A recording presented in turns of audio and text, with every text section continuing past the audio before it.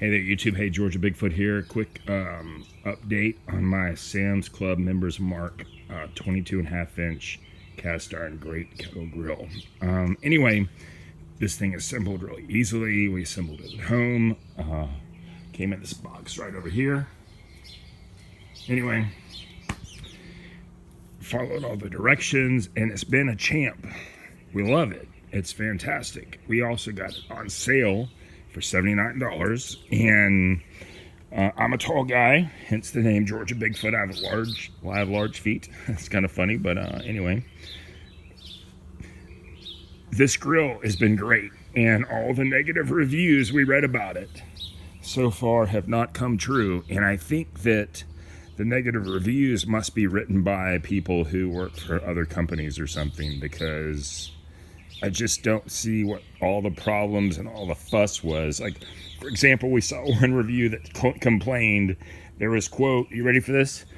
There was no place to hang any of your tools on that handle because it didn't have any hooks, right?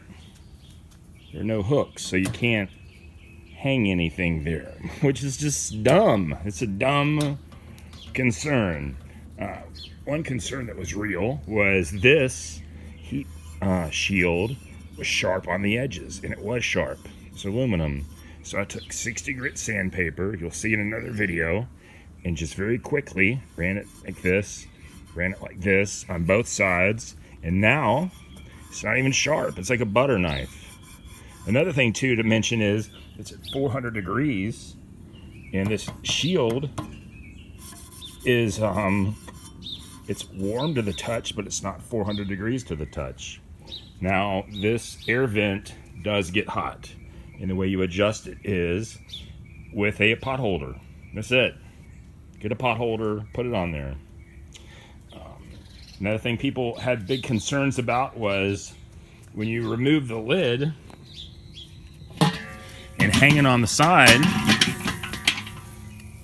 is how it catches right there. Well, you just got to be a little careful with it is all, see?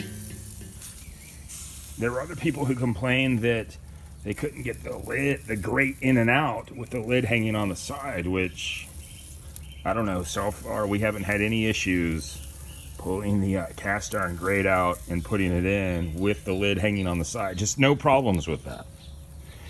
Another concern people had was it doesn't have the self-cleaning ash agitator in the bottom like the expensive Weber's do, and that is true. It does not have the agitator, but the way we do it right now, the vent's open, is we of course open it, and then we take a wooden dowel, a 3/8-inch wooden dowel, and we just stick it in here and use it as our own manual agitator and knock the ashes out into the ash collector.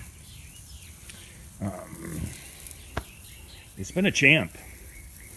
I mean, we really like it, and we didn't pay, $200 for it. We paid $79 for it. The original price on this thing was $99. We bought this in March of 2019 and paid $79 for it. Just so you know, I put 55 Kingsford briquettes in. That's typically what we use with this guy. Sometimes we put 70, but typically 55. It's got the 4 legs, so it's extremely stable. Someone had mentioned that the 3-leg Weber is more stable, but it's just really a matter of where you place it. I mean, in this particular case, it's stable where it's at. See? Anything else to add? Not really. Oh, big concern in many videos I saw was people talked about how the lid wouldn't seat.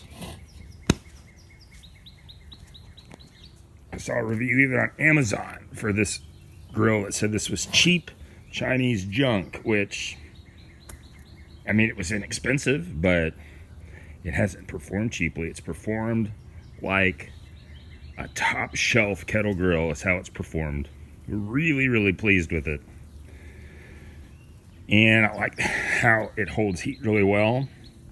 And this particular grill has now been going for about 45 minutes, and I had the lid off for quite some time, but you can see it raising back up. It seems to hold at 350 to 400 really well with 55 Kingsford briquettes in.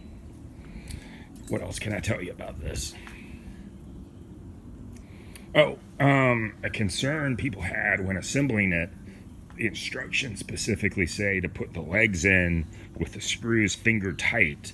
But some enterprising people, when they put the legs in, when they're assembling it, really torque down on the screws, which the way this thing works is the legs, when you put them in, you want to have the bolts finger tight so that when you take the ashtray and put it in, the ash catcher, its little feet can fit in under there.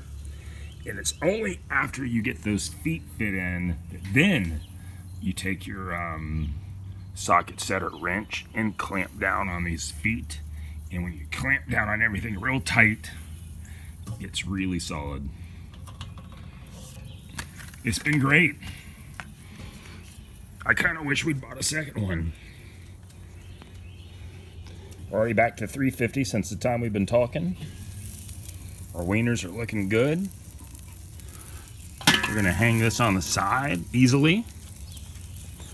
We're gonna take our tool that people say there's no place to hang it and come along and see how these wieners are looking. By the way, these are ballpark bun length all beef hot dogs, and I've learned that if you take the buns, which we're gonna do here in a moment, and put them on the side, not over the coals, they heat up nicely. So anyway, thanks for watching. I hope this helps somebody.